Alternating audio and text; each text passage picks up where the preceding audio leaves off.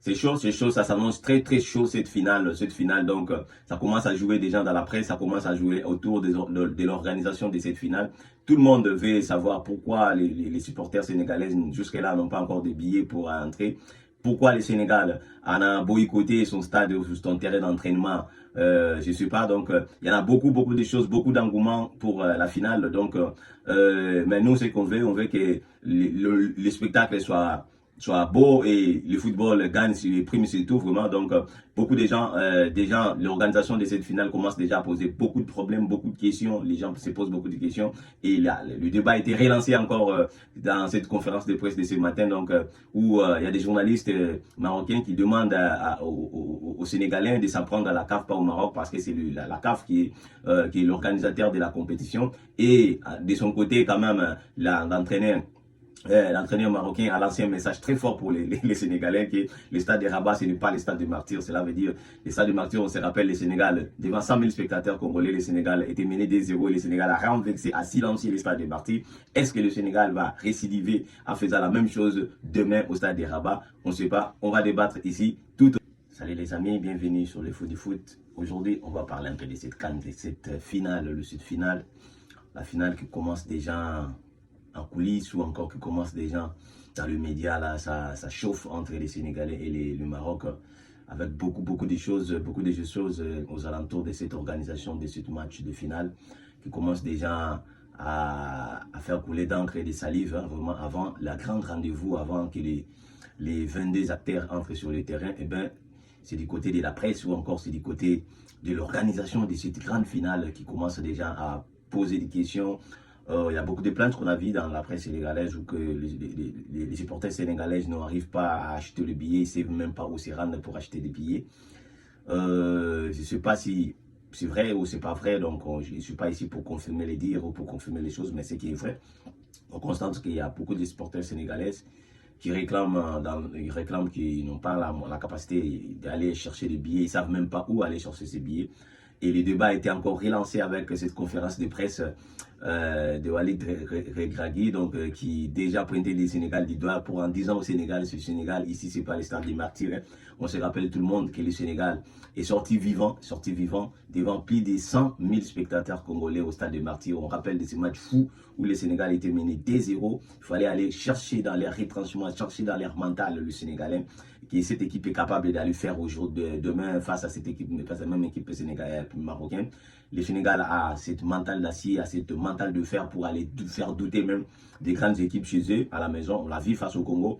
Donc après même être amené 2-0 devant quand même plus de 100 000 spectateurs, le Sénégal a eu quand même cette courage ou encore cette morale très haute pour aller chercher cette équipe congolaise et renverser la frappère. Et finalement sortir avec une victoire de 3 buts contre 2. Est-ce qu'il va refaire la même chose demain face aux supporters ferventes marocaines? Est-ce que Sadio Mané et ses poulets vont arriver quand même à silencier les stades de Rabat? Donc ça serait demain, toutes les réponses, ça serait demain pour voir est-ce que le Sénégal sera capable vraiment d'éteindre le feu de ce stade de Rabat. Donc le débat est lancé parce que c'est ça, c'est qui a répondu quand même. Les coachs marocains aux Sénégalais disent aux Sénégalais, ça va siffler dès l'entame du match, ça va siffler, ça va continuer à siffler.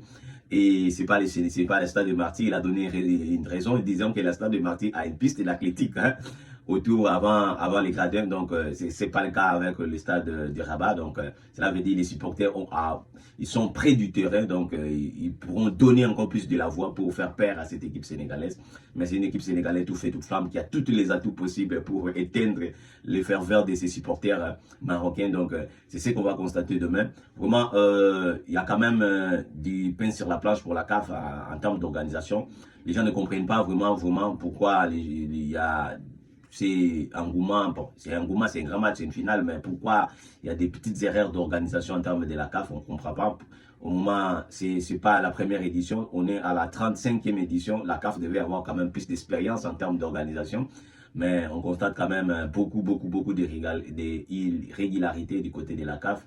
On se souvient que hier, le Sénégal a boycotté le terrain qu'on lui a offert pour s'entraîner. Donc, il dit que selon la fédération sénégalaise, le terrain n'est pas à norme pour faire des entraînements. On ne sait pas, mais on sait que le Maroc a offert des beaux infrastructures, mais on ne sait pas lesquelles on a remis à la disposition de la Fédération sénégalaise pour que les Lions puissent s'entraîner. Ben, du coup, si on lit ce que dit la Fédération sénégalaise, donc il y a question de conformité, peut-être il y a quelque chose où peut-être le stade, plutôt le terrain d'entraînement n'offre pas un cadre idéal pour que l'équipe sénégalaise puisse peaufiner ses stratégies et en faire préparer son match de finale tranquillement. Donc il peut y avoir beaucoup de choses.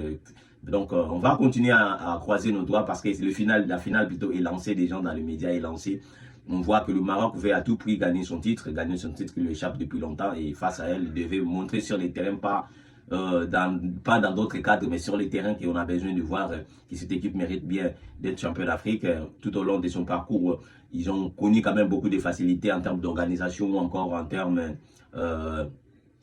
d'arbitrage dans cette CAN, mais j'espère que ça ne serait pas le cas pour la finale. Sinon, tout le monde tous les gens du monde leurs yeux seront braqués pour cette finale-là, et il ne faut pas qu'on commette des erreurs d'arbitrage encore grossières comme on a vu tout au long de cette CAN. Vraiment, pardonne-moi les arbitres, je ne sais pas l'arbitre qui a été choisi pour cette finale, mais du moins, il doit nous livrer le verdict du terrain quand même, que l'arbitre soit net, que l'arbitre siffle les fautes quand il y a faute, et siffle penalty quand il y a penalty, ne siffle pas penalty quand il n'y a pas. Donc pour ne pas retomber dans des choses qui ne feront pas gloire ou honneur à l'Afrique. Donc on rappelle que ces deux équipes qui sont en finale vont jouer la Coupe du Monde, et ils sont dans des poules très très difficiles. Donc il ne faut pas leur faciliter la tâche, l'arbitrage, il faut être très serein, parce que le Maroc, lui, doit affronter le Brésil, hein.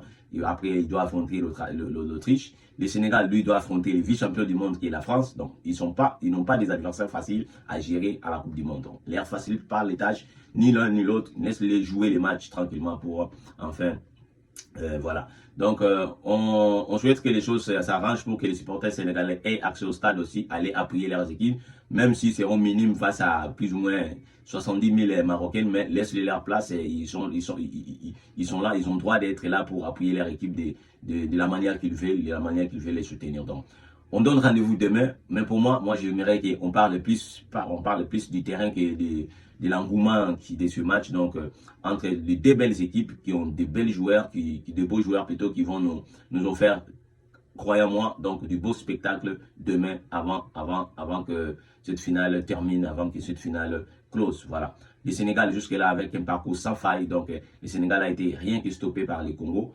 Bel et bien le même parcours aussi pour le Maroc. Le Maroc qui a été stoppé à des reprises par le Mali en premier et forcé par le Nigeria jusqu'au tir au but. Donc le Sénégal qui était tout fait tout flamme face à tous ses adversaires. Le seul match que le Sénégal n'a pas pu gagner, c'était face à la République démocratique du Congo. Donc le Sénégal, dans ce match-là, a toutes ses armes pour quand même aller jusqu'au bout, aller chercher ses deuxièmes trophées.